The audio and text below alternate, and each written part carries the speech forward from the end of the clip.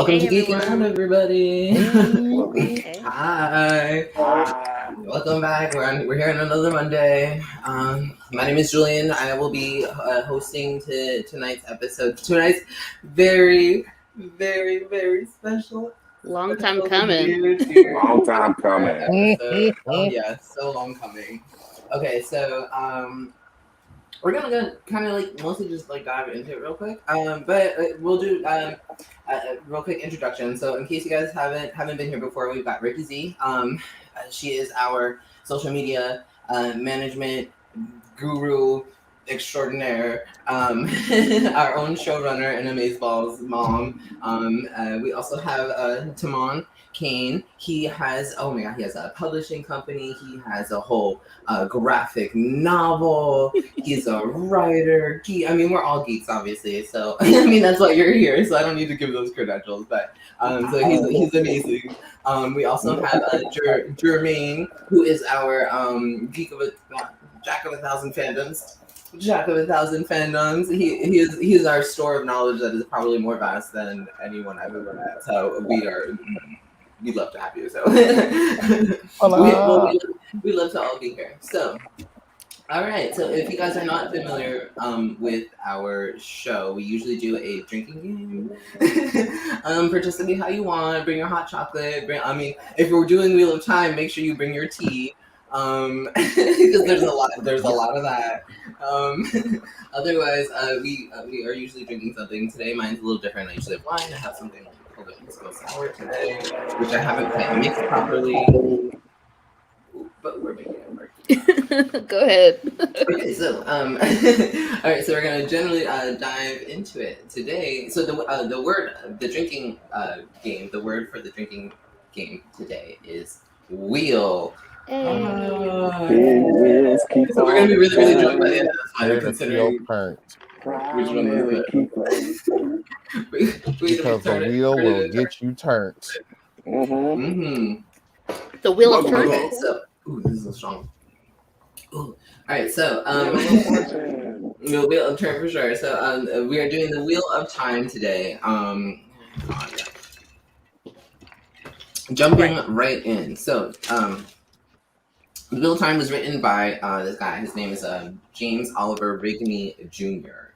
Obviously, that's a lot of words for a name. So he goes by the pen name Robert Jordan.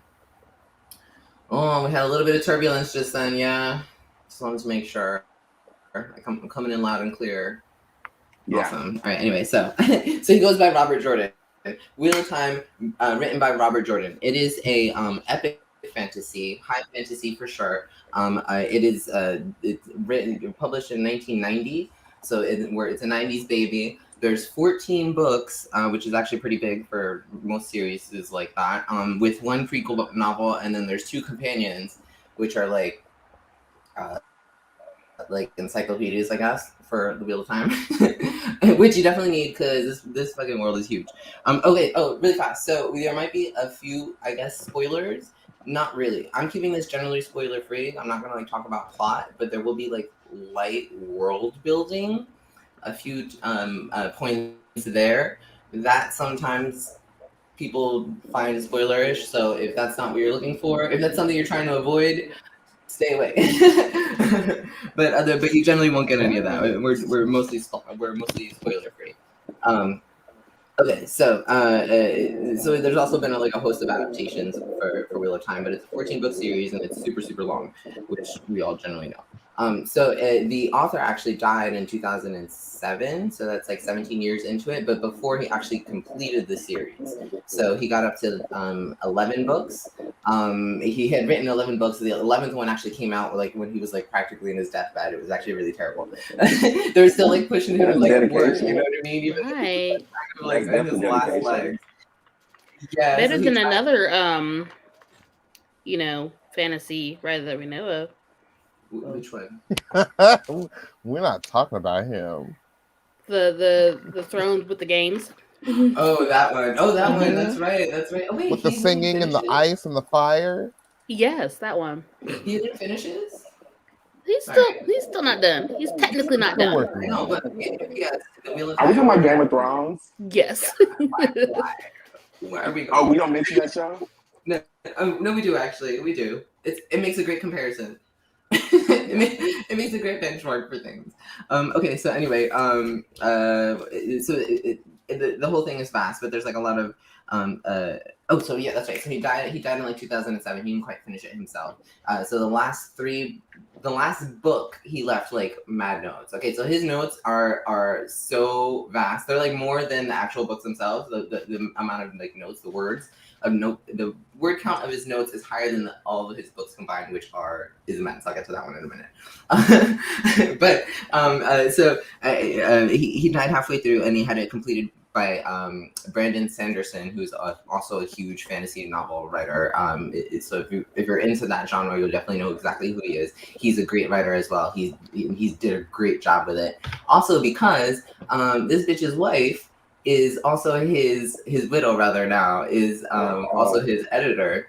So I like that. yeah, so so she's like super close to him, so she knows his mind, you know what I mean, and then not only that, she also knows his writing on top of that. So it's like that makes her a really good she makes for a very good aid in extending his legacy. She said, "Y'all not gonna mess up her money."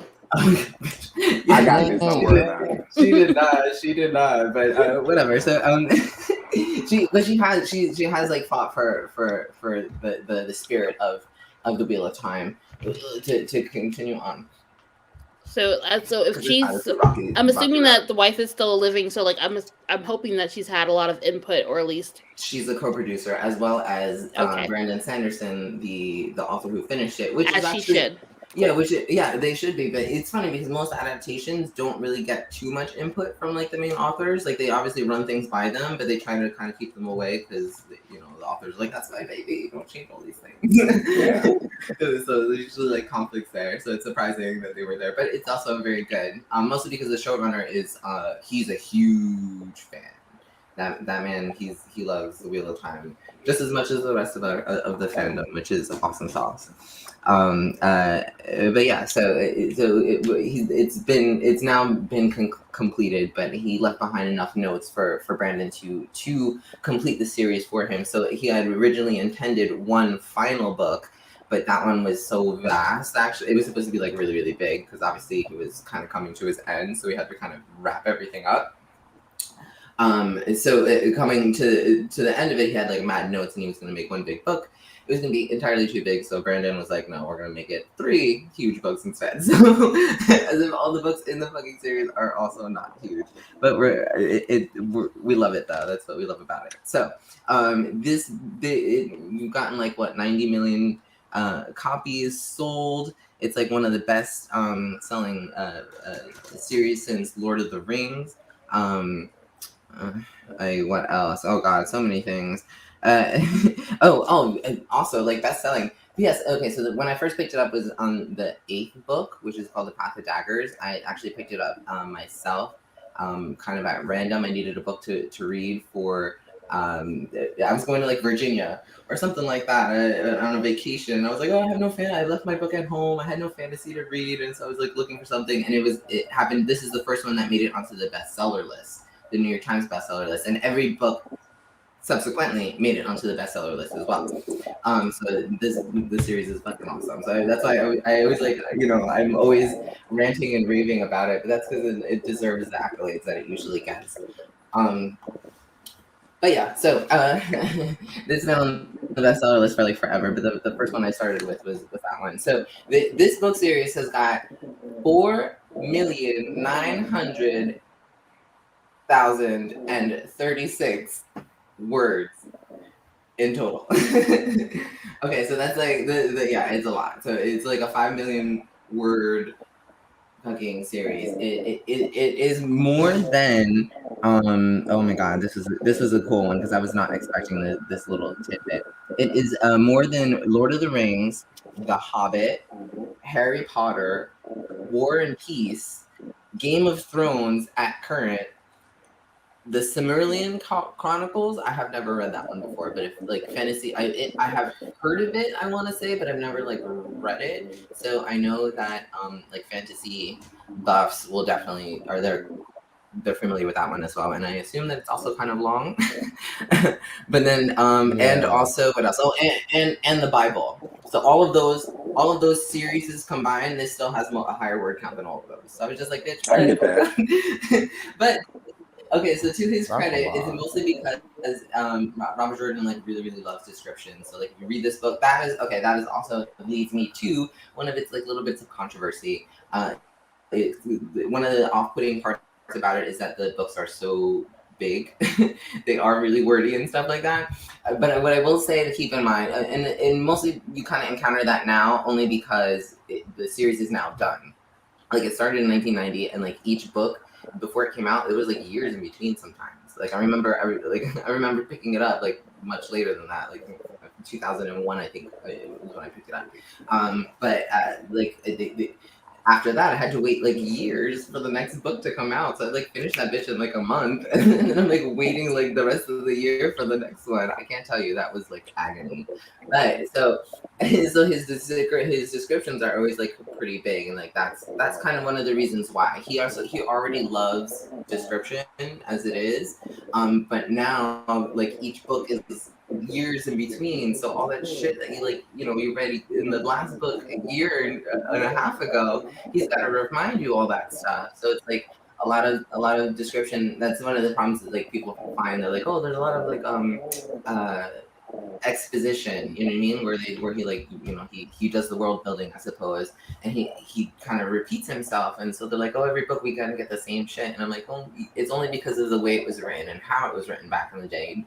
These books didn't come out one right after the other. They came out like very very like long periods in between, so you got to go back and kind of do a quick recap of a lot of things. So that's kind of the only reason why there's so many words, I guess. He does love description though, so there is that as well.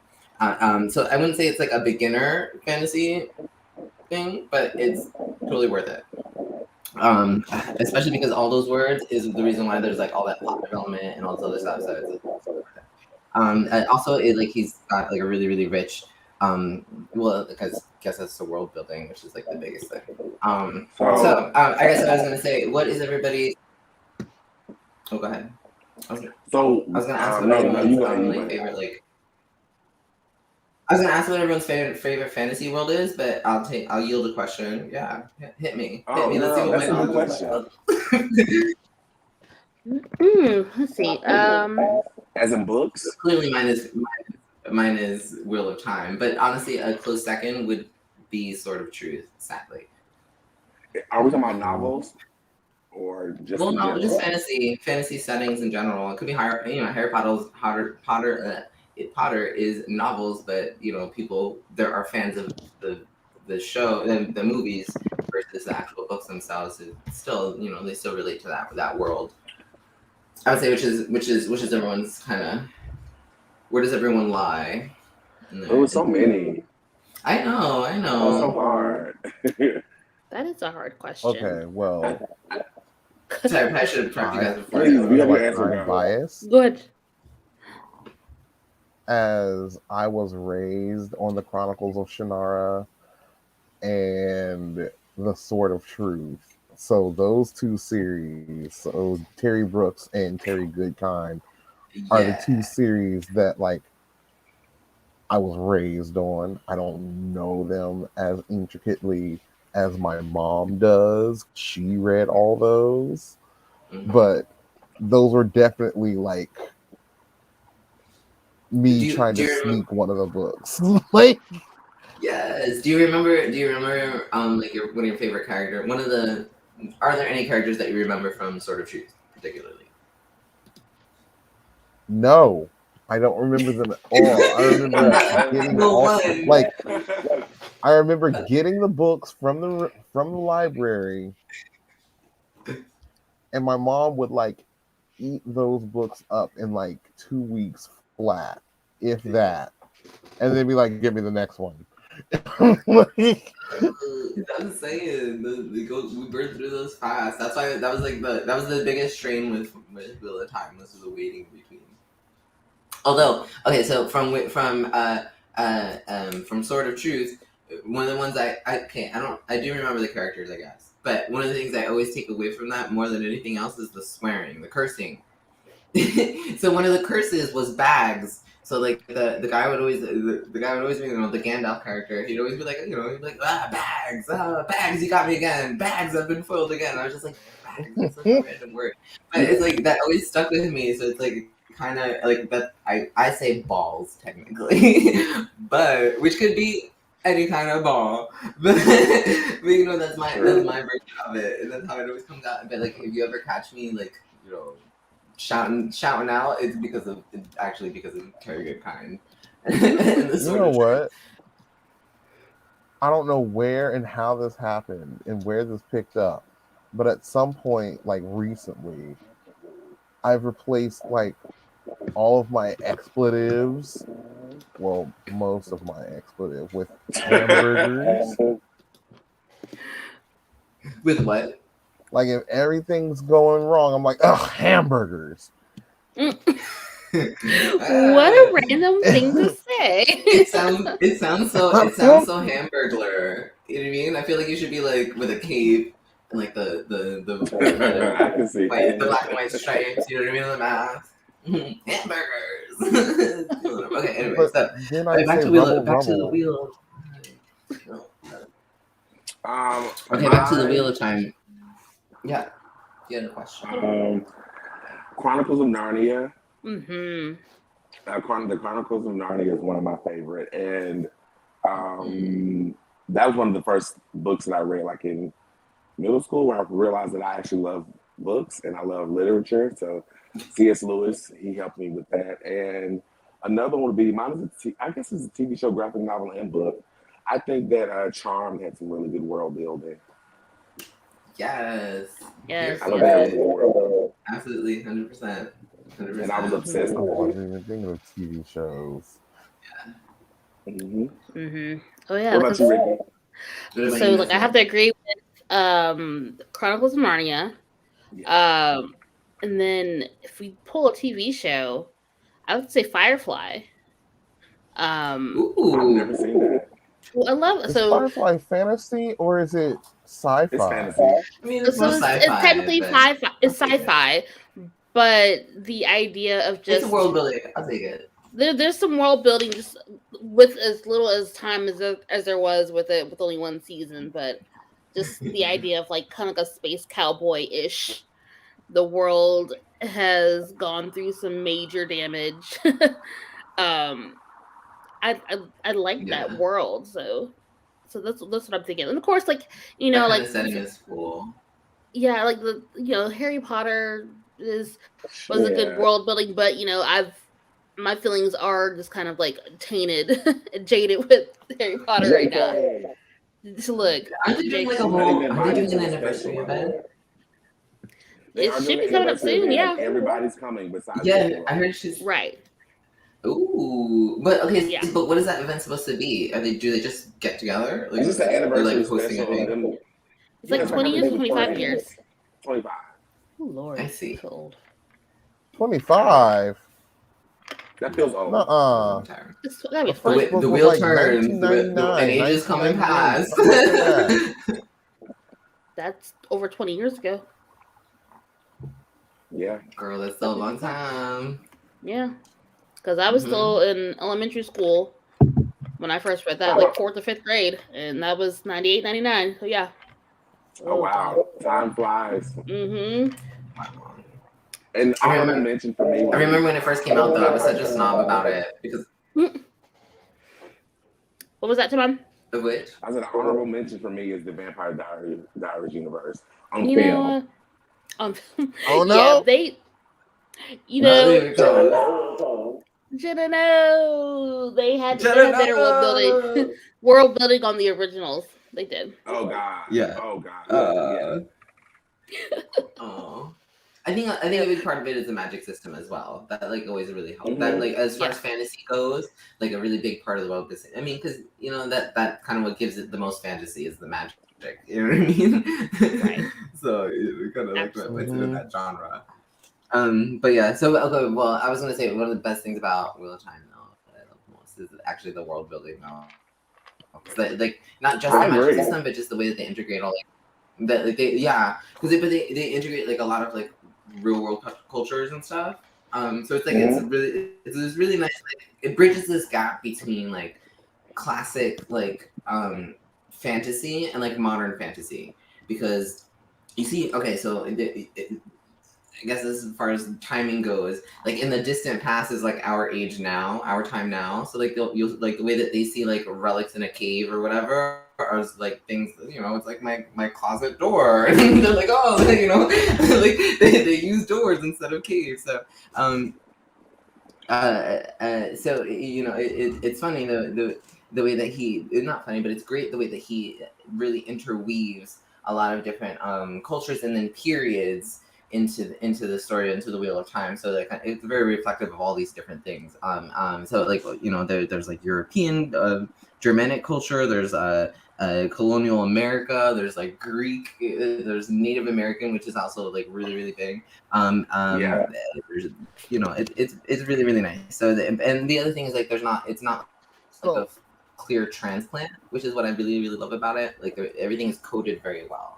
You know, so it's like if it is really worth reading for the colorfulness of the culture. So it's like at least for your first read through, I know it's going to be like wordy sometimes. You might find that it's wordy sometimes, but try and take a little time to like appreciate it because he goes into detail even to like down to like their clothes, like the way it's embroidered, what the fuck is embroidered on it, like the colors of them and everything like that. Oh my god! Sometimes I will admit because sometimes like I find myself skipping because I'm just like, bitch. Oh my god! Okay, How many so pages? I have a question. So Yes. the Wheel of Time is set in the future of Earth. Yes, and also the past. Okay. Ooh, I Wait. know. Okay, so So it's set in the far future. We've gone through a whole dystopian lifestyle, and now everything's gone back to like sort of like medieval fantasy settings. Okay, so there's the thing. Okay, so they kind of like take your medieval fantasy tropes, I guess, but they make it really general. You know, so and then that's my point. They blend it with all of these mirrors of other cultures and things, so it's not really only your typical fantasy. It seems that way, but then the world starts to really open up more, and then you see more than just your typical fantasy tropes. You know, your typical fantasy settings. Those really start to open up. So like your first city is like your typical kingdom, right? But then the next kingdom is not your typical kingdom at all, and it's like a whole different period, it's a whole different culture, it's a whole different feel, and so like they really blend things like that. So it's like, you know what I mean. So you'll go from like, you know, your regular medieval kingdom, and then the, you know, the next one down the line is like you're in like the what would it be? It would be like a city who has a virus that protects. Then it's like an Aztec kingdom. The next is like, you know, Aztec. It's like an Aztec kingdom, and then you move down the line, and then it's like a Mesopotamian civilization, and then you move down the line, and it's like different periods and different times. The next one's like a Victorian era like kingdom, you know. So each area has a whole different style. But when you read it, you're like, oh, these look familiar, but they're blended so masterfully. I have to say, it's really really nice. Okay. Yeah. So like that's cool. one of the things that will really show is like the cultures that he's built that kind of mirror, that not exactly mirror, but like they have notes of the ones that we know. So it's like, oh, okay, this is really cool. I really like that. The best one are the IEL. Okay, we're gonna get. I mean, we will meet them eventually. Actually, we have met them. You guys have seen all 3 episodes. Yes. Yeah. Okay. Jermaine, so have you seen them? Ooh. No. Okay, all I'm gonna say is we met an IEL. You have seen one already. If you've seen all 3 episodes, you've seen an IEL. Wait, what is Nail? An Aiel, okay, an Aiel is someone's been stabbed. You remember someone being stabbed? So the rogue. Yeah, they're like a rogue. Okay, they're more of a society, I guess. They're like a warrior society, but they're very, what color they're very do they much. wear? So They're not who you think they are. it was the They're not who girl. Sorry, so it was the barkeep. Okay. Let's just say in the cage. Oh, the one in the cage. okay, yeah. The stabbing one in the cage. That's an Aiel. Oh, the psychic or the. No, very. Okay, Look, remember spoiler Matt. alert, Remember y'all. Matt. Spoiler alert. Sorry, y'all. It's gonna be a Minor spoiler alert. alert. Big spoiler alert. You're gonna 2 minutes. Okay, Matt and Tom. Matt meets the guy who stole his money. The guy who stole his money, and the guy he buried. Yeah. The guy he buried at the end. That's an Aiel. The guy who was in the cage who he stole from. That's an Aiel. Okay. Oh, You've been so stabbed and you're stuck in the cage. Okay, so they are part of a warrior society technically, but their culture is modeled very much after like Native American and whatnot. Well, I guess it's like notes of Native American, and then also like Irish nomads, Irish clans as well. Like back in the day, the one who had the purple gem in a little cage, right? Yes, that one. That's the one. El, yes. So no, not him particularly. It's just more the implications of seeing him. Like, what is he doing here? Like, why is he in this area? Like, he's not usually around here. You don't usually catch this guy around here. That's really more. Can I just say I'm all for a nice ensemble cast, and this is really good. I enjoy when they have a diverse group of people. And all the characters are so likable. There's certain moments. I don't have any cringe moments. There's certain moments that really make my heart thump. When someone saw red, literally. Oh, yes. And they made a mistake. Mm-hmm. And I was like, oh no. Well, it's like 20 minutes in. I love it. It really was. The opportunity to interject mental health into a story. I'm all about it. So that was great. Yes. Okay, so yes, the book itself is like nothing but mental health. To be perfectly honest, like the climax of the series is very much like dealing with mental health and things like that. So it's like there's the turning point. I said, well, yeah, I guess the climax. But anyway, the point is the turning of the wheel. So the point is that it's got everything that you want. If you want something out of a series, you'll find it in the Wheel of Time. The thing that I was missing from Game of Thrones was the magic aspect, and this show sort of fixed all of that. Oh my god, and the magic. For only perfect segue. Ooh, let's go there. For us just to have 3 episodes, it took me like maybe 5 episodes to really get into the rhythm of Game of Thrones and really be on board with it. But this one I was tied in immediately. Right. Those Trollocs are disgusting. Yo, Trollocs for life. Yo, so PS for the premiere. Okay, so they premiered it on Monday, right? Because before it actually came out, it comes out on Fridays in like GMT, which is what Great Meridian Time, some shit like that, whatever. Somewhere in Europe for like Britain, England, and stuff. We don't care because as long it as comes I can watch about Friday night, I don't care. Thank you. It comes out Thursday at 8:00, so it comes out the night before here, technically, because of that. So I'm like, oh, even better. we get the early premiere kind of thing. So they did an early screening on Monday in like New York and major cities and stuff, and then the premiere day, Thursday night, I did go to one as well. So I was like dressed as a Murdral, and I was just like, yes, the one that screams, the one that does the screaming in the hood. Voldemort. The Voldemort one, yes. I'm on the poster, bitch. I was so excited. I was like, yes, you were. It was so good. Okay, so it was terrifying, by the way. But so I'm really happy that you like the magic system, because that is probably one of its like the Wheel of Time's shining things is actually its magic system. So Robert Jordan was like he was a what was it? A physics undergrad. He was a physics undergrad, and he was a Navy nuclear engineer. bitch. So he like okay, so like he was kind of smart, I suppose. So he like his magic system, he generally tried to create with as many actual like scientific principles as possible. So that's why it like feels really grounded, and that's really the best So thing it's a about it. hard magic system that sticks to its There is a own hard rules. and a soft. That's the best thing about the Wheel of Time is that there's also a hard and then a soft magic system. So, for example, if you are like high fantasy and like are here for like complex magic systems that are like really that have hard rules and things like that, you will definitely find that here. If you like magic systems that are just kind of like a little bit more whimsical and you can still like just have a good time, you will also still find that in the Wheel of Time. Yes. I haven't seen much whimsical yet, but That I'm one okay comes with that. later. No, that one comes later. So That that's comes actually later. the one thing I had an issue with, and I use the word issue very lightly.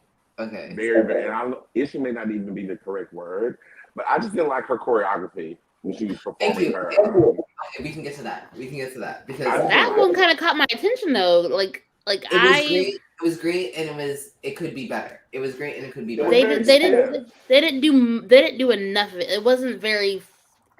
There should have been a little bit more fluid, but Yes. the car. But it caught my attention. Yes. During that moment. It also caught T'Challa's attention because he threw a knife and hit her in the chest. Right. Because he was like, should have, because it took her so long to gear up this power. Right. We're in a battle. Let's go. Look, okay. So just slow down. It was a little bit kind of slowed down, but I think that was all right because one of the main things as far as the magic system goes, it's very visual. So we all know that he like does a lot of descriptions. Like when you read the Wheel of Time, you see the magic. Like that's how it's very visual. It's very well described and things like that. So like getting that down was kind of really important to the fandom. Which I think that visually they got the weaves done right, like the magic that it looks beautiful. Mm-hmm. Like I will say, but all they really need to work on is the choreography a little bit. That I will give you. And but you know where they did really really well. So they did a premiere event also on Friday in Times Square. They had it was like a pop up. It was like a pop up mob. What is it? What do you call those? When they do the dance, mob dance. Flash mob? The flash mob. Oh, God, there we go. So it's like a pop-up flash mob, but obviously instead of dancing, they're doing instead choreography, like casting choreography and stuff like that. That was really well done. If they take a page out of their book, out of the performers that performed on that day, the casting, it would look much more fluid. It would look much better. But that's my only critique. That's mine as well. And I'm going to say this here. I'm going to say this in very many videos afterwards. I'm pretty sure because I really hope that they hear me. But like, I hope that they take a page out of watch Airbender, like Avatar: The Last Airbender. Their movements, just the upper body. You know what I mean? You don't need to do all the kicks and the flips and the dips and stuff like that. But just the stance changes and then definitely the arms and the upper body movements. Oh my God. Throw that in there, especially like Tai Chi, I guess would probably be your best bet. Like study some Tai Chi moves, you know what I mean? That's very moving energy and things like that. It's very fluid movements. Like that I think would go very well. And then also, so here's the other thing though. Her movements I thought should be more fluid, especially because when women cast, it's supposed to be more fluid, but like when men do it, it's supposed to be a little bit more aggressive in a way. Mm-hmm. Can we say that in 2021? I mean, it's been said. What? Sorry. That men do things a certain way and women do things another way. No, but I mean, okay, so but then here we go. Okay, so he's also the Wheel of Time has a lot of themes of duality and balance. Like those are very strong themes in the Wheel of Time. So like gender is also very much split and things like that. But it also takes a lot of notes from like Hinduism, Taoism, Islam, Christianity, like 1,000, all these actually a vast amount of like different religions and credos and things. So like the idea of duality and gender is kind of very important actually. Also important is that so as we know, quick little plot spoilers. Because we all right, so we all know that they hunt men. Yes, we are kind of understanding of that. So that's the That's what do they call that coven? What is this coven called? In the White Tower? The Aes Sedai. White Tower. The White Tower and the Aes Sedai. Okay, so Yeah. the Aes Sedai has different. Did we even tell them? They have different sects. Okay, we haven't learned the different divisions of the White Tower yet, so that's why I don't really want to kind of go over them. So what I will do is, I'll do just a really quick like world building out of all of the. Okay, so what I did is I went through all of the premiere clips that Amazon has released. So I'm not going to give you anything that isn't already there. Isn't already out of all of those generally. So, what I'm going to do is piece them together for you so that you got a general idea of like the setting of the Wheel of Time, I guess. Right? Okay. So we'll do that one real quick. All right. So the Wheel of Time. Oh, poop. Oh my God. It turns and it spins and it does all the Right. Okay. Only. So at the beginning of I only say this because like the beginning of chapter of literally every single book are these words, but it's enough to kind of really help set the scene for you guys. So that's why I'm just gonna throw them out there really for you fast. Okay, so the Wheel of Time turns and ages come and pass, leaving memories that become legend. Legend fades to myth, and even myth is long forgotten when the age that gave it birth comes again. In one age, called the Third Age by some, an age yet to come, an age long past, sorry, a wind rose in the mountains of mist. Tip off to Tolkien on that one, by the way. The wind was not the beginning. There are neither beginnings nor endings in the turning of the Wheel of Time, but it was a beginning. So, okay, so the Wheel of Time begins in the Third Age of the whole cycle of the Wheel of Time. Man. So I know I keep saying wheel. So there's a wheel. Each wheel has 7 ages. It's divided into 7 ages. So we are in the Third Age. As far as the setting of the wheel starts. Okay. What the Stop. Okay. Stop it. All right. So the way that it works is there is a grand source of power called the source, the true source, the source, and it is driven by the one power, which is essentially magic. This drives the Wheel of Time and the turning of the ages. Sorry guys. Okay, all right. So at the beginning of the Wheel of Time, because I don't want to shot. Billy, you're here. We're happy to have you. What's up? I have to stop saying Billy. Like, it's been forever since I've seen your face or seen your comments, buddy. I know. We love to hear. We love to hear from you. Thank you. Billy finally came back from Tahiti. When are you taking me to Tahiti? Damn it! No. Hey.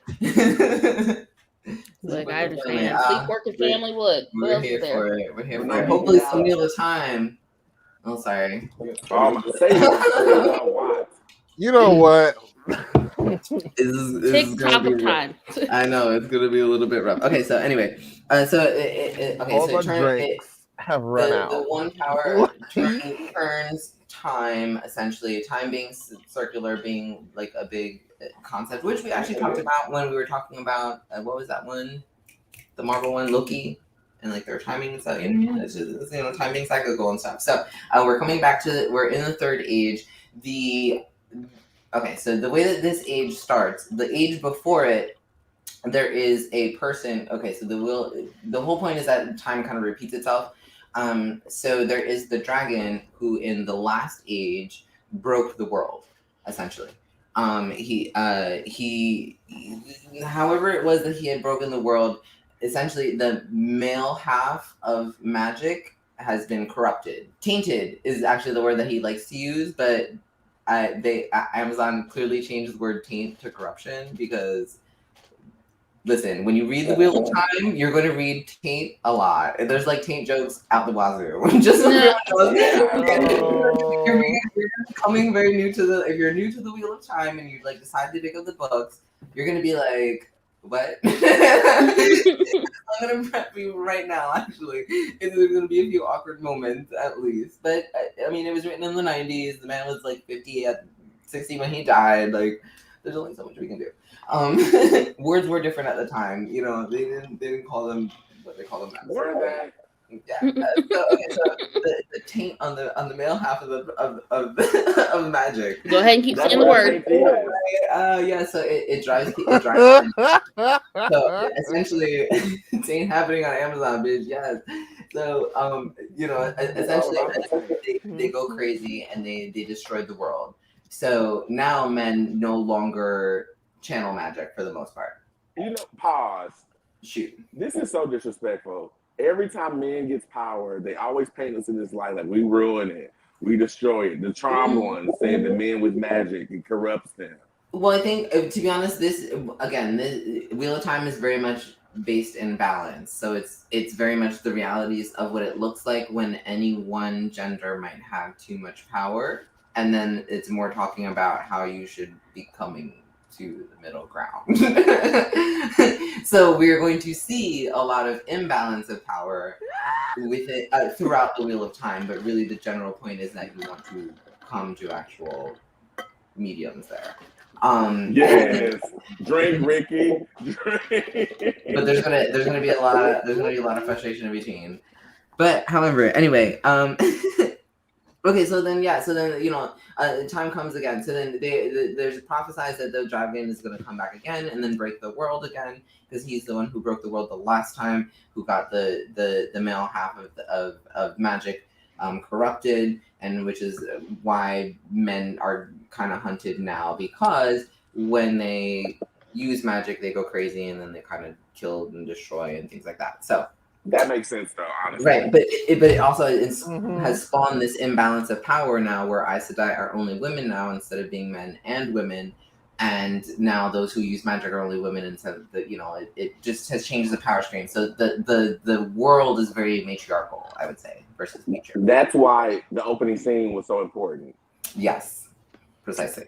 Yes, because she's kind of. So what happened to the person? Because he was running with someone, right? Oh, I'm sorry. Well, okay, so that's like they're trying to figure out who the Dragon Reborn is now. So that's Moiraine's quest now. So like, Right. we're now in the third age. The dragon is going to be reborn.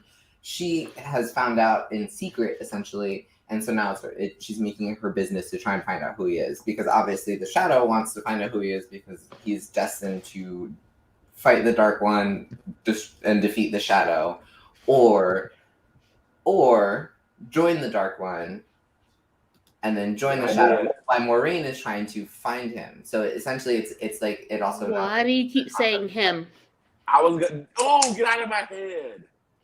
Or her, actually. Well, because it's him. You already said it. No, you said him. Well, there's a number. Okay, because there's definitely like 5 people. So yes. So based off this thread, I say him because of who I'm thinking of currently, but that's not necessarily who it is, which is why I say, because him is the Dragon Reborn. The dragon before is loose. See, that's what I mean. I don't want to tell you guys who. Okay, the dragon. What does that say? Stop. What are we doing? No. Okay, because the dragon before was technically a man.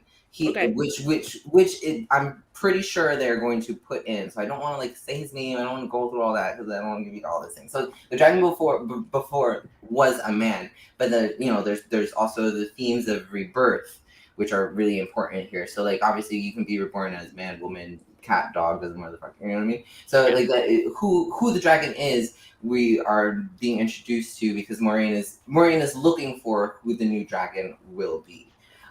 So she gathers up these 5 people, these 5 candidates essentially, who she wants to turn to the light before the Shadow can get to them, because if the Shadow gets them, they can destroy the world, versus it, she's taking it upon herself instead to make sure that they don't do that. It kind of a thing. Do you think that they're gonna change who the dragon is from who it is in the book? Maybe. Actually, maybe. They're doing a lot of things that they're setting up. They're doing a few changes that I actually think are great setups. For example, there is somebody that we see at the very beginning, and then at the very end, the very first episode, the beginning of the very first episode, and the very end of the last episode. we're talking about. Oh, Also I was in a- wondering, was that the person? Also in a cage, but not stabbing. So that one they're setting up to be. I think they are setting up to be a possible villain, even though I'm not so sure he's generally. I felt villain from them. So that's my thing. So they're definitely doing plot twists and turns. So from the book, who the actual dragon is going to be, I can't tell you because I don't know. Because they really are setting it up for it could be anybody. And whether they're going to change it, I kind of hope that I do what I do. I hope that they do. Like throwing curveballs. They've been throwing me curveballs so far. So is it worth trying to read the books while trying to watch the series? Okay, there's a hard one. That one I would say no. Not to try and do concurrently with the series. Okay. What I will suggest though is you can start it as the series goes. Actually, yeah. Because you know what, the first book, you'll get through maybe the first 2, 3, 4. Okay, you can start it when the series starts because we're in November. We have maybe 6 weeks, and it's going until December 24th. So, oh wow, that's short. Yeah. So it's like a month and a half. It's like 6 weeks or so. So there's only like a month and a half. If you can read like 3 books in a month and 3 like 1,000-page novels in like a month. I have ADHD. I can't do that. Do I can't do that. No. Have that time in that dedicate. I mean, don't get me wrong; they're great, so you can get caught up. But yes, generally, my rule of thumb is if there's a series that you like a fantasy series or whatever series on TV that you like, and you know what book series it's from, wait for the TV series to finish and then read the books. Otherwise, you are going to not enjoy the series anymore because the books will pull ahead from where it is, and the TV series, or movie series or whatever, they're not going to be able to be as detailed as the books, right? And it'll drop some things that you'll be looking forward to, and you'll be like, they didn't do that. Oh, like that's actually a complaint that I saw on Facebook about the first 3 episodes is that fandoms up in flames. They didn't do very much world building because the world building is so vast as far as like the first book is concerned. It really is. Like their complaint was like they are jumping into too much of the stuff too fast and not really explaining the folklore to you yet. Okay, but, so they're trying to do the first book in 8 episodes. The first book. So I don't think the people who've like read the book sometimes they're thinking, you know what I mean? They're just like, I just want to see all of my favorite things in there, which makes sense. I got that. But it's like the first book and then parts of like the second and the third. You know what I mean? Like, but that's how adaptations work, though. Yeah. Mm-hmm. Yeah, that's like a lot of work. It's a lot of time, and that's how adaptations work. You have to make the first season sprinkle in some of the things from the other books. Yeah. I know who the dragon is, and I don't care about spoiling it. So I'm gonna say this. Hold on. Wait. Spoiler alert. Right. Oh, I got permission to say who it is? You have permission. Who do you think? Who you think it is? I think it is the redheadish, dragon hairish looking guy. Rand? Who has super strength. Yeah, who has super strength apparently. Not super strength. He has the rebelness. He has everything that's needed to be a lead. Yes. Handsome, red hair like Gene. And so like he's just that's all I have to say. Okay. Who would you? Oh wait, Ricky. Who would you like to be the dragon? Okay, so some of the names are hard for me to catch. What's the one girl in the 5? Perrin is the one who is married. Matt is the one with the sisters. Right. Oh, Egwene is the braid who's right. So I don't want Egwene to be the dragon. I can see like that there may be a push for that, or there's lots of hints towards it because she seems to be the one with something like a visible ability that we're seeing very early on. But I want to see I like the idea of her. What's that other one called? She's a wisdom. Is that what they call them? Nynaeve. Okay, Yes. that's my spirit animal. That's my bitch right there. Like, so like I like the idea of just like maybe not necessarily her being the dragon, but like she has some power that's clearly there, and I don't know. Like I don't need her to be the dragon right now. You know, I can see them pushing for it, but I don't need her to be the dragon. I wish they would, because it's funny, because knowing who the characters are, I guess. They can push for all of them. They can push for all of them. Yes, that's why it's so great. That's the best part about it. Even the Wolf King. Yeah. Yeah. Even the Wolf King, and he's so adorable. I don't know. I what loved him. Oh my Oh goodness, my I felt so God. bad for him. Yo, guys. Okay, that part is a definite deviation from the books. Oh, Yeah. okay, cool. But it was grand. It was grand. I thought it set the stage for like his mindset perfectly.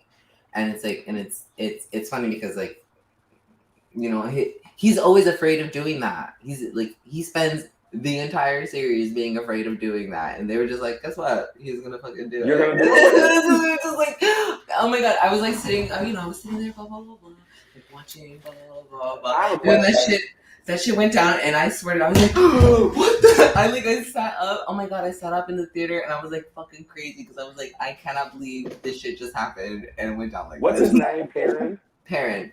Daddy Ibarra. Daddy Perrin Ibarra. Oh my god. P.S. He's also like from the series. He's like the husband. He's like the ideal husband. Every woman, every female who has ever like read The Wheel of Time is like Perrin is like the husband you want. I mean myself as well. So honestly, anyone who's read The Wheel of Time, Perrin is like the husband you want. He's like he just is. He's so sweet. He's so cuddly. He's so.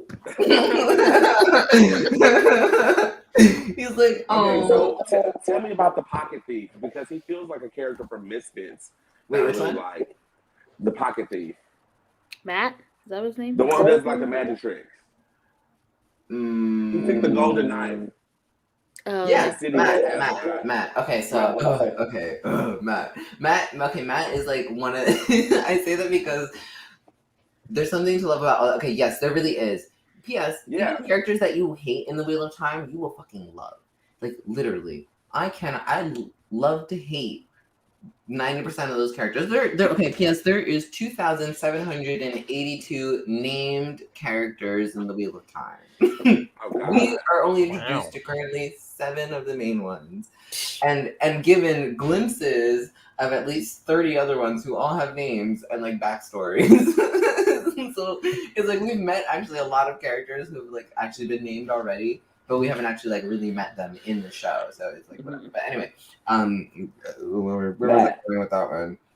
Matt. Oh, Matt. So Matt is like, okay, Matt is like he's a huge crowd favorite. Everyone like loves Matt. I do enjoy Matt, but I enjoy this Matt better than the book Matt. Book Matt is what is his gift? Book Matt is like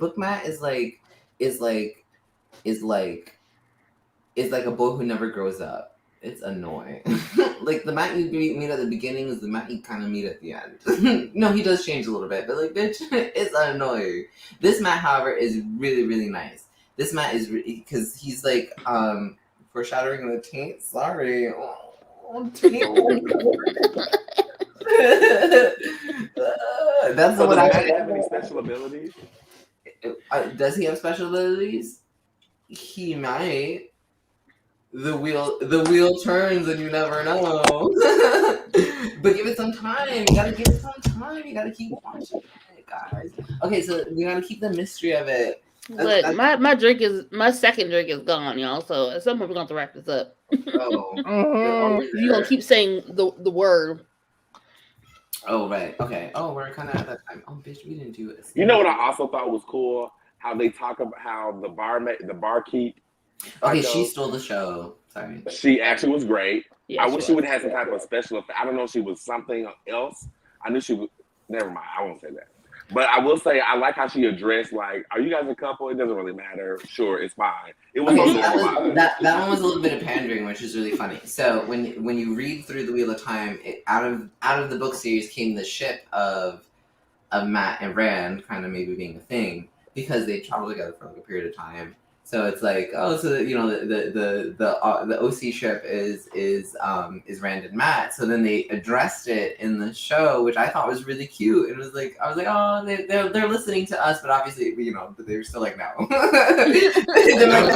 that's not how this goes. You all know that's not how this goes. So, but we will talk about it briefly because it doesn't stop a fandom from trying. Though, that's for sure. It doesn't stop a fandom from trying. But I was just like, no. I really hope they do. I hope they do. Like, heaven forbid you queerbait a fandom, they will lose their mind. Oh my god, yeah. So, P.S. Matt gets recast in the next season. So so I'm thinking maybe that's why. I was like, oh, maybe he didn't want to do anything with Rand. Wait, what happened? Okay, so season 2 is like guaranteed, right? Okay, so all right, so here's also a big thing. So this, we got greenlit for the first season. Before the first season even finished filming, they greenlit a second season.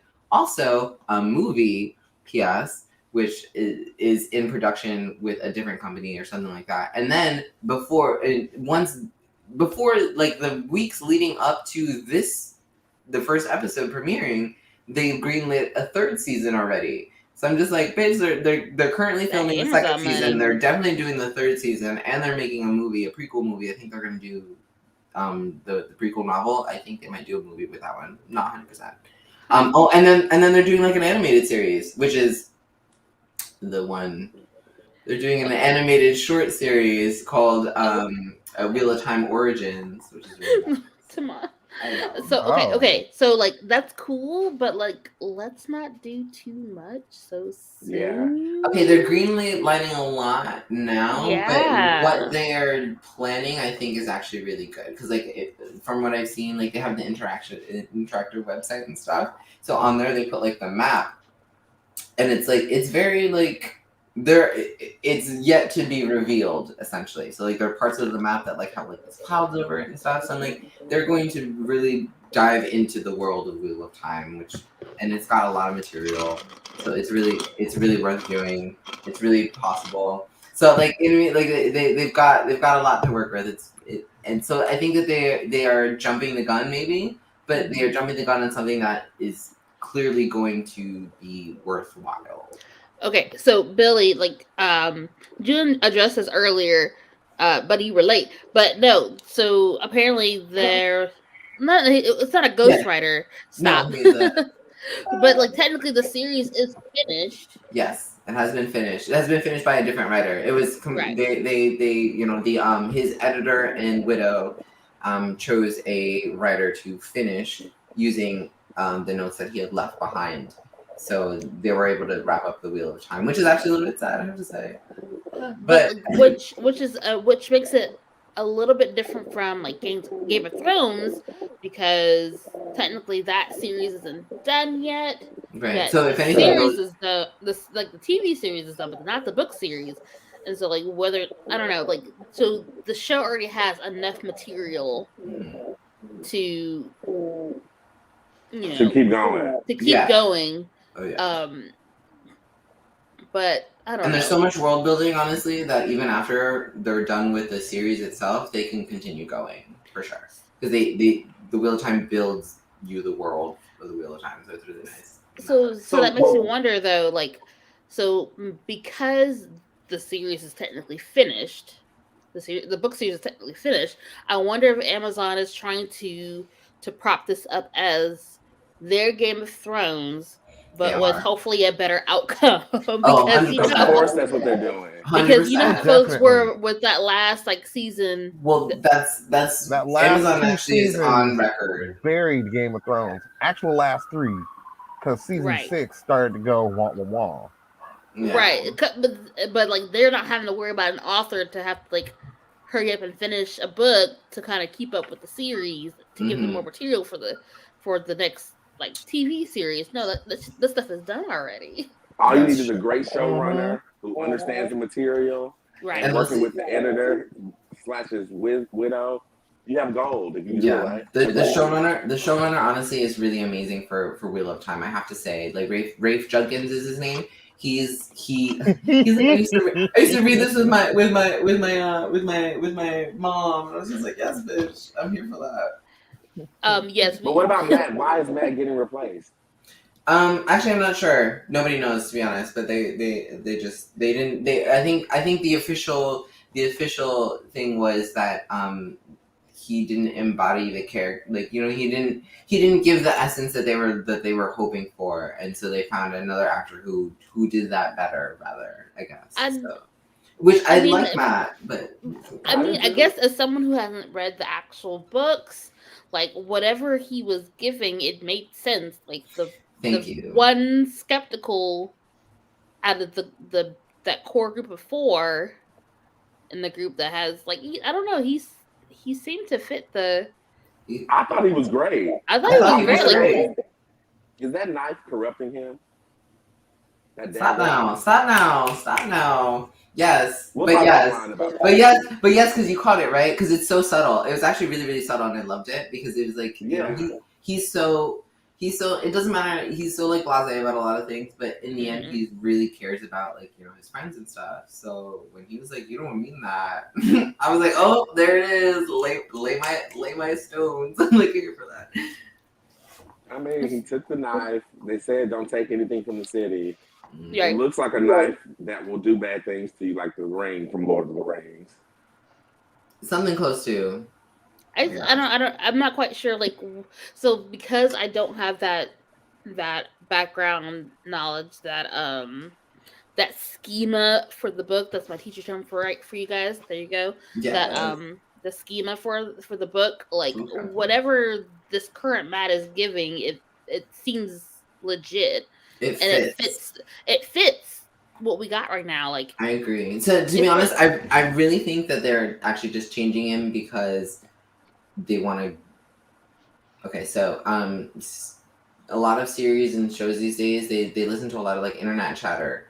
So I feel like they are, and that's one of the showrunner's biggest things that he's mentioned, is that like he's inundated with notes daily from Amazon, who does what? They listen to internet and things like that. So it's like, I think a few people didn't like Matt because he did deviate a lot from the books in a way. I enjoy this Matt better because the Matt from the books I don't really like. It's a writer. That sounds like a writer thing, not an actor thing. Exactly. And director. Exactly. Well, I think that they just kind of, well, that's true, I guess. Well, maybe they just tried to scrap him as like kind of the scapegoat kind of a thing. We'll just scrap that whole Matt entirely and just take him in a different direction with a new actor. And maybe it'll gloss it over. That's what I'm thinking. I'm thinking it's because people didn't like Matt, I guess, for whatever reason. He was not as well received. I thought he fit perfectly, but I thought he fit great. Like, honestly, yes, I feel support that. Yes. But no, like the actor totally fit the whole, like, thank you. I was doing really well. I'm a hustler. Like, things are not necessarily going my way, but I'm trying to take care of the most important people in the world to me, my sisters. My friend, like we know that character. We know what he asked to an ensemble, and I thought he was great for that. Yeah. Right, and like he's skeptical of like the whole shebang, and and that totally fits because, like, you know, they've all had their moments of like doubt. They've all had their moments of doubt, but like he's just like, y'all for real, like y'all are really doing this. Mm-hmm. But now he has this unofficial mentor who's also a con man in his own right. Right. And so I'm sure they're going to have some type of, okay, let me train you. And then he's going to die for him. And then, it's going to be a whole thing. No, it's not going to be that. But he's going to die. Can we talk about that for a second? That one con man in the first or second episode. Okay, so the music is amazing in this shit, by the way. The singing and things, I love it. Yes. But Tom, I love it. He's a gleeman. Tom is a gleeman. He's not necessarily a thief. But he has thief skills. So so can we talk about the fact that, like, what are they called again? The hooved guys. The Trollocs. The Trollocs. Like he's literally there during the Trolloc attack. He's literally standing there for a good like. Oh, you're talking about the other one. Okay, Yes. we're talking about Pat and Fane. He's the one who's sorry. in the beginning. The black guy in the beginning is Pat and Fane, and then what black guy in the beginning was talking about was Tom, which is the white guy who was singing. No. So like the black guy in the beginning was the one that he's trying to sell that bracelet that he took off that one girl he slept with or like flirted with in the beginning. Oh yeah. And like he's trying to sell it but like he's like, oh, this is not real gold. But like he's literally standing there watching shit happen before he just dips. Yeah. And like. Yeah. Like it's nothing. Like it's nothing. His performance is going to be amazing. By the way, already it's amazing. So we'll see more of him, right? You're gonna see more of him. He's actually. I'm excited. He's a good one. He's actually a really great character. But one of my favorite parts is actually right when we first meet him, and like all the kids are coming around because he's a peddler, and like the peddler's the one who has like he's got all the tchotchke things. He's got the kites for the kids. He's got all these things for the kids, but he's not very nice to those kids. And I was just like, oh, bitch, I'm here for it. I was like, Trick love the kids. Trick love the kids. And Trick don't love the kids. What is a story with magic users without witch hunters? Of course. Oh my god, they were done so well. The white clothes. The black guy, I'm sorry, I can't. That's the only way I can describe him. The Inquisitor. Oh my gosh. The I loved him and hated him in like the same second. He's witch hunters hurt my feelings. So the fact that he chopped off her hand, took the ring. That one right there is that. Yeah. I'm excited to see that guy's downfall. I'm so sorry to say that. I'm waiting.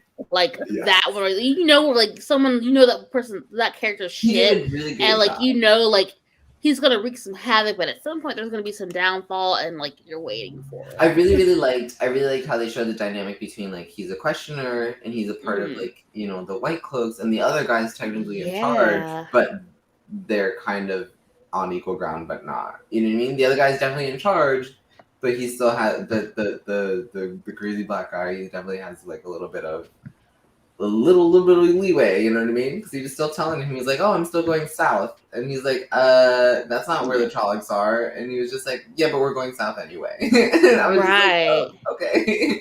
So it's really cool, like the way that they add them in. But yes, white cloaks, white hoods, that was actually a very good pick up on that one. Do you know if he becomes a good guy at the end of the story? Who? Any of them? The angry black man. Diary of a Mad Angry Black Man. No. Diary of a Mad Angry Black Man witch hunter. Not that one. Not that one in particular. He was dirty, and whatever he was eating, I hope it cuts up his whole mouth. Yes, absolutely. Honestly, the white cloaks are the worst part of the Wheel of Time. Like they're the most annoying. I love that they're there, but they are so fucking annoying. I'm sorry I have to say it in that way because they are annoying. Like every time they come in the book, like on screen in the book, I can't stand it. So they are really doing a great job of bringing that to life.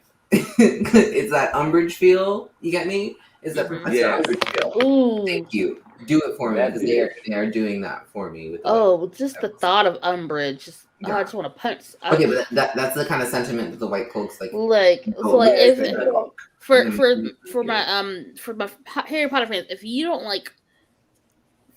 want to see the actress that plays Dolores Umbridge and want to punch her, regardless of what role she's playing, I don't care. My immediate thought is, I want to punch her, but no, she's playing somebody completely different. The actress is actually quite lovely. I just can't help it though. She did that so well. She did it too well. We will never see her. I agree. She's playing Mary Poppins and the 8th installment of Mary Poppins, and we're like, this fucking bitch, Professor Umbridge. I cannot. But yeah. Okay, so all right. Well, okay, so we've kind of discussed theories, mostly initial reactions. The magic we're all okay. So. I hear that the magic is taking a little too long sometimes, and she's definitely a little bit jerky. I will say. I can do a slow build. There's different parts of So the thing is, though, like we clearly see like two forms of like magic here in a way.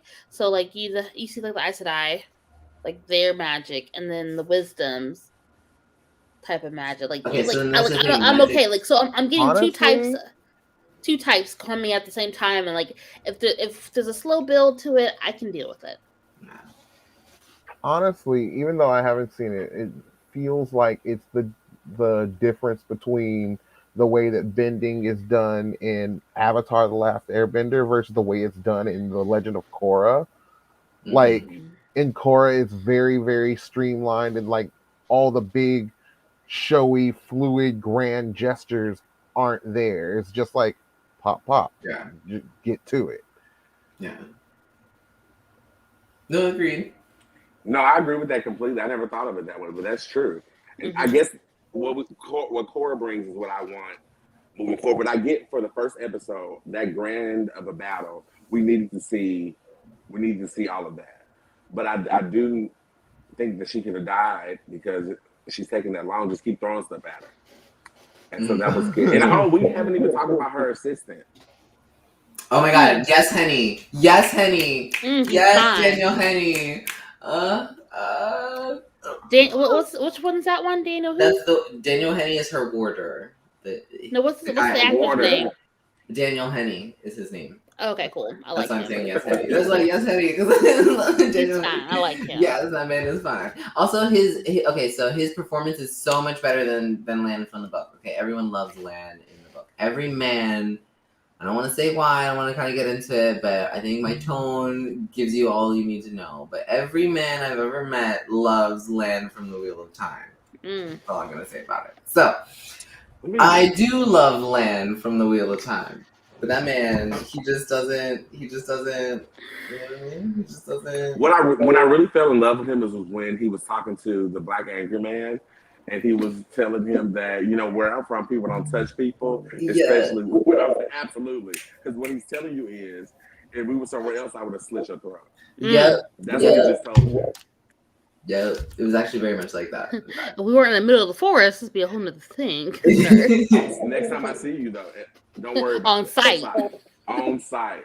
It was like if we were gentlemen, I would have slapped you with my gloves and challenged you to a duel. I would have done my nose at you, sir.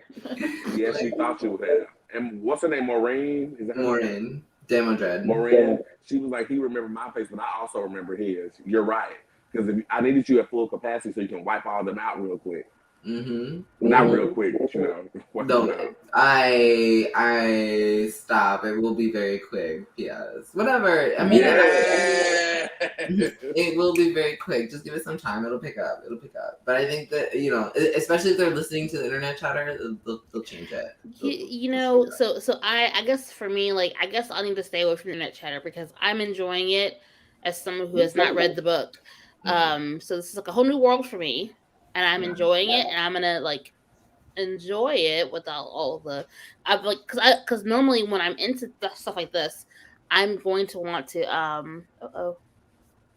headphones. Engage in the community. Yes. I'm going to want to like talk about it on Twitter and TikTok and all this stuff. But if it's going to mess up the world for me, I don't want it. Yeah, I went into it raw as well, and I did, however, go on Wikia page and start reaching. So I do know. Well, that was a bad idea. That's always a bad idea for anything.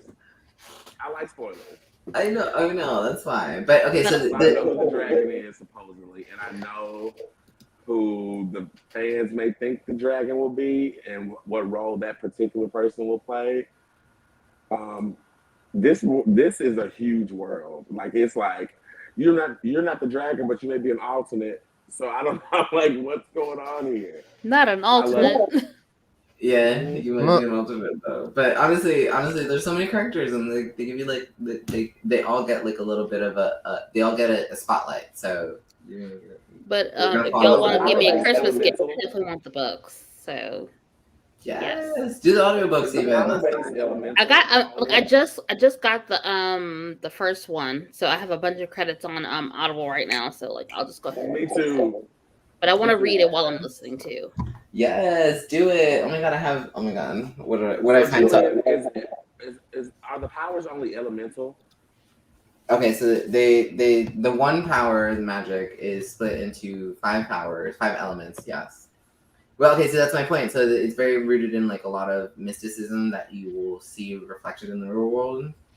Yeah. So you'll see a lot of concepts that like you actually will relate to. Sorry, you're gonna see if you read the Wheel of Time, you're gonna hit a vast number of concepts. You're gonna be like, oh, this all sounds familiar, but it's coded in fantasy now. So you're gonna get a lot. That's why you'll love it. That's why I'm like, oh, okay. P.S. I don't think I'm supposed to be telling people this, but Robert Jordan was also a Freemason.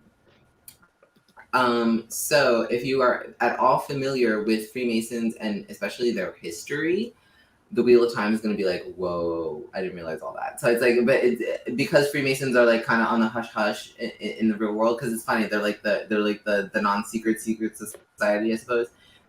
So yes, we are.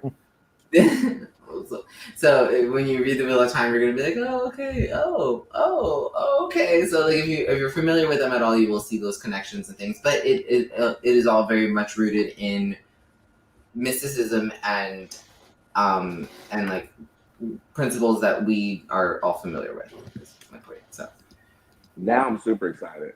It's very grounded. It's very nice. Yeah. I'm excited about the whole thing. Like I'm good for it. I love it. Yeah. Oh, so yeah. So it's every Friday. Now I gotta catch up to all of y'all. Yeah. Honestly, I'm gonna do like a reaction video. I have notes. I have a whole page of like notes from the show, from the first few episodes. But I kind of want to do like either like a recap show or like make one of our segments for this first season, because like that's what I was really wondering. I wanted for the first 3 because I kind of already watched them and will rewatch them religiously 1,000 times. I was like, I can't do like just a regular live react because which I already saw it like at least 12 times before I decided to sit down and record this. So I think for the first 3, I'm just gonna do like a regular reaction, but definitely going to do live Thursday 8:00 when they come out every Thursday, watching the next episode coming out. Yes. So if y'all want to join me, I'll be doing that for sure. And then we can do like a recap if you guys want. I think a recap would be great. I'm thinking a live react, and then I'll do like a deep dive. Should I do deep dive? No, because then I don't want to give you guys spoilers. We'll do a recap. No, because there's plenty of like episode recap shows that like do this very thing. Like so, like okay, if you haven't watched it yet, you probably shouldn't watch the recap shows too. I know. Yeah, don't click on recap. Well, that's what I'm saying. We should all watch them together, maybe. I don't know if we're trying to watch them. If we all are busy Thursday nights at 8. I feel like we all mostly. I'll watch it. I'm invested, so. Yeah. But put a link in the Geekin Out Facebook group. Yes, we will. It'll be on our Facebook page, in the Facebook group, on our individual profiles. Wait a minute. What about the quiz? Oh shit! Oh my god, we had a quiz. I forgot we had a quiz, guys. Okay. Yep. We can close out with our quiz. We'll close out with the quiz. Okay, so the quiz is based on the Ajaz, which are the Aes Sedai factions. There are 7 of them. They each do something specific in the world. It has nothing really to do with their power exactly. It has more to do with their credo more than anything else. And like what role that they think that they as magic users play in the world. Some of them think that they are all healers. Their credo is to heal, so they are all healers essentially. So all things within the realm of healing kind of falls within their category. Others are like knowledge keepers. They collect knowledge. You know what I mean? They're your typical witches, I suppose, in a way. Other ones are like your battle witches, and then there's another set who fight justice, and another set who are all negotiators and things like that. So it's all separated into 7 different Ajaz. What we're going to do is we're going to take a quick quiz to find out which ones we fall under, and it just is really based off of like what your personality kind of sets you as. So you want me to actually read the quiz? I was going to read it. I mean, no, let's just go. No, we don't have time for that. Let's just say what we all are, and then we'll go from there. Okay, so I will start. So mine is I got gray. No, for this one I got a white. This time I got the white Aja, and that is.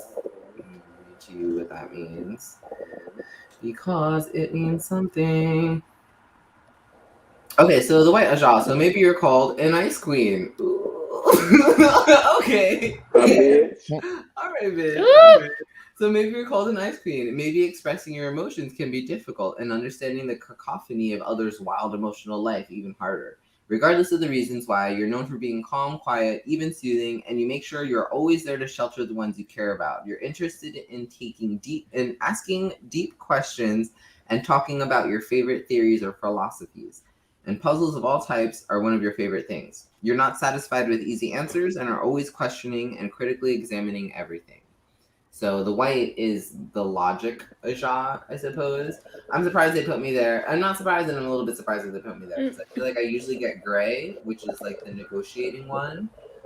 So like mostly like your politicians would fall there or something like that. But I got white this time for this one. But I'll take it. So I'm supposedly logical. That's what the white Aja is, and that's what it boils down to. So like I don't have my description of mine, but they have me down as a gray Aja. Julian gave us like multiple quizzes to look through. Actually, like 2 of them were the same. 2 of them felt like the same. No, okay, like the one that we're actually using tonight and the BuzzFeed one are like literally the exact same. Okay, yes, because the one who so the thing is the one that we're using tonight, she who had made that quiz, but then BuzzFeed was able to take it from her and then also take the hits that it gets, which is why I was like, no, let's do this other quiz, which is hers directly, and she gets like. So that one has me as a gray Aja. And then there was another one with more like very specific answers that has me down as a white Aja. So I'm not sure. That one had me as the gray. Mm-hmm. Do you remember what the gray said? Barely. Sorry. Okay. Well, you're a negotiator. You're a good negotiator, essentially. I don't know about all that, but you're a solid mediator. Obviously, these quizzes are terrible. No. Oh, I don't know. I got the red Aja. I mean, and that one's fitting. You're very much you very much value your independence, but you have a circle of close friends who you connect with on a deep, intimate level. They're really the only people you know truly understand you. You're singularly focused and goal oriented, but can be strict and harsh with yourself and others. You value your reputation and can be a little self-conscious, but generally the respect you have from your peers is well earned. You'd rather be skilled than lucky. That's true. Okay, so you've already met a red PS. The red is. I did. And once I put it together, what they was talking about, I was like, "Oh, I liked her," even though she chopped that man. But she was really good. She played bitch really well. I mean, she played that part really well, and she's a character that, like, you know, that's like bye, Billy.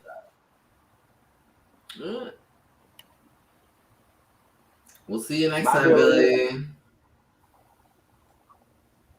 Hey, Jermaine, what'd you got for your Aja? I'm still in the middle of it. I didn't see it until like.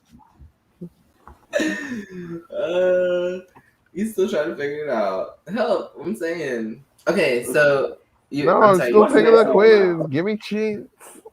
The quiz is easy. It's like 2 minutes. It's multiple choice. It's multiple choice. And okay, anyway. I saw it. Because you didn't post it in our like thing. Oh, you did.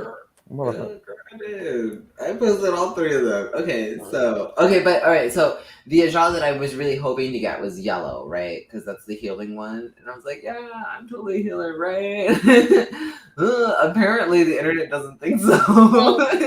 It's just like, oh, I obviously.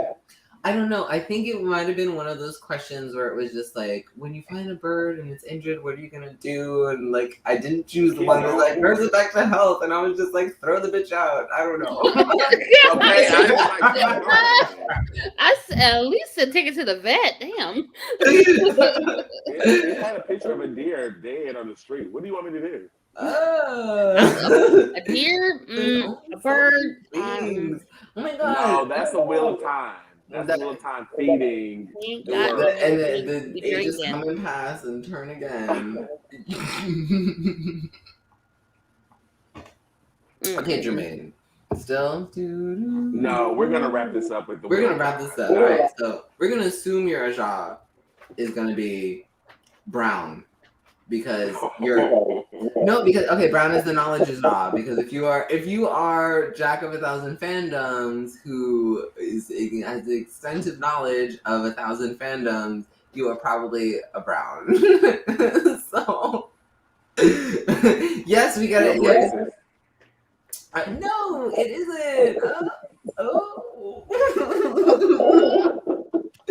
I swear they're not. Okay, so they're not. As we see, the cast is eclectic and the ensembles is very racially diverse, which is also a problem with the Wheel of Time with the fandom, some of the fandom, but they can suck it anyway. So we're here for all the brown people. Okay. All right, so that was the Wheel of Time, guys. We took 0 commercial breaks. I will put them in anyway. So I got green. Green, yes, the Battle Jaw. Okay, they also have the most warders because they're the Battle Jaw, and they're usually like the most playful of it, like personality wise. They're usually the most down to earth. Let's say, is the Green Jaw, but they were also a little bit failing though.